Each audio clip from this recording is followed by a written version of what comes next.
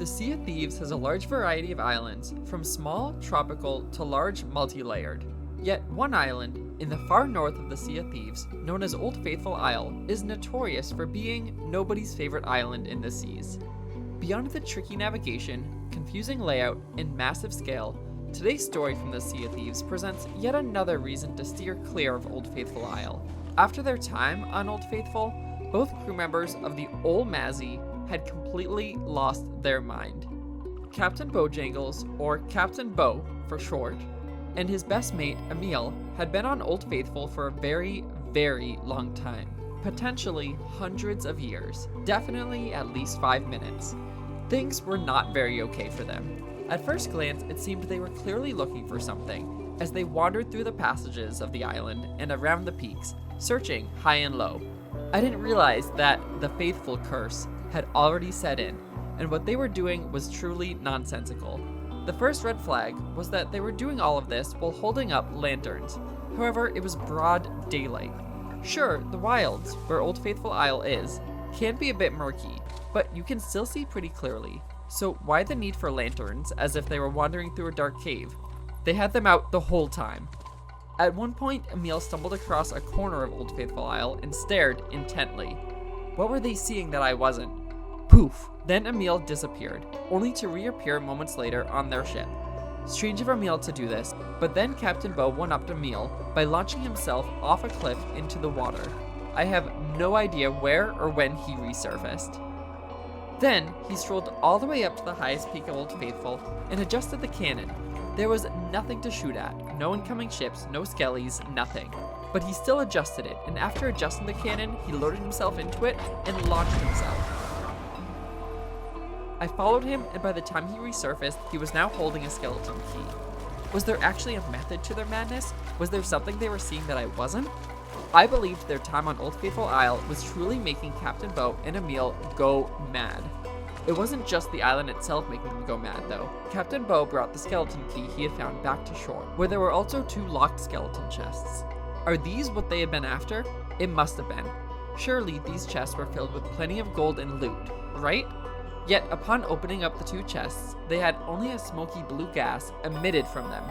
Ah yes, the sweet taste of Old Faithful gas, screamed Captain Bo. This gas was going straight to his head. This scent seemed to lead Emil on a wild goose chase for another chest, which they miraculously found in an exact location, almost as if led there by a ghostly skeleton map drawn in the sand. Spooky. Emil dug it up and brought it back to shore, cracking it open to release more of the gas. They celebrated their big victory on Old Faithful Isle. Aside from the blue gas, there was nothing else in these chests. They were completely empty. What seemed like a waste of time to an outsider seemed to be the biggest score they ever had. They loved their Old Faithful gas. Captain Bo ran and retrieved a keg. He called Emil to celebrate, and then he ignited the keg, bringing us all to the Ferry of the Damned.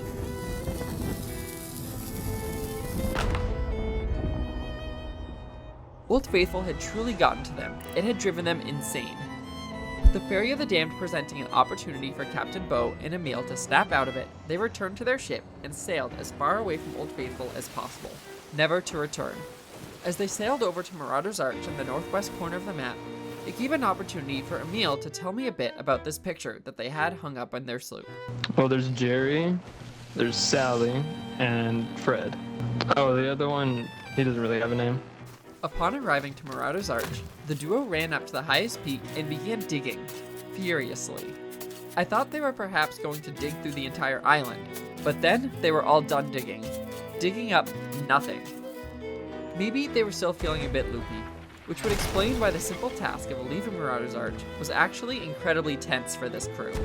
Emil sailed the ship directly into the island, and a skeleton at the exact same time began to blast the ship from an island cannon.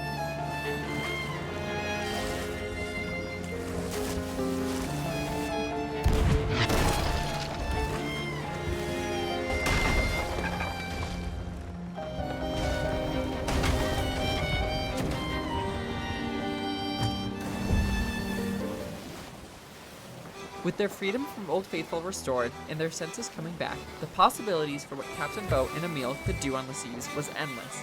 Maybe they were going to do a gold hoarder vault, or fight ocean crawlers in an underwater treasury. Anything seemed possible. But yet, like a gravitational force, Ole Mazzy was being drawn back to Old Faithful Isle. And upon arriving, they were both off with their lights again, doomed to repeat the cycle, and search for empty chests and blue Old Faithful gas. That gas. This got me thinking. With so much animosity towards Old Faithful Isle, Sea of Thieves should take Ole Mazzy's story and build out a tall tale. Perhaps guide players through some holdable tool to follow the path of the crew and uncover treasure chests.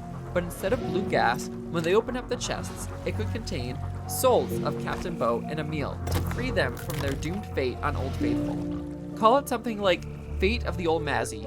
Now that would be pretty cool and give Old Faithful Isle some purpose. For now though, Captain Bow and Emil were happy in their endless cycle, opening up their chests and sucked into the vortex of the most disliked island in Sea of Thieves, Old Faithful Isle.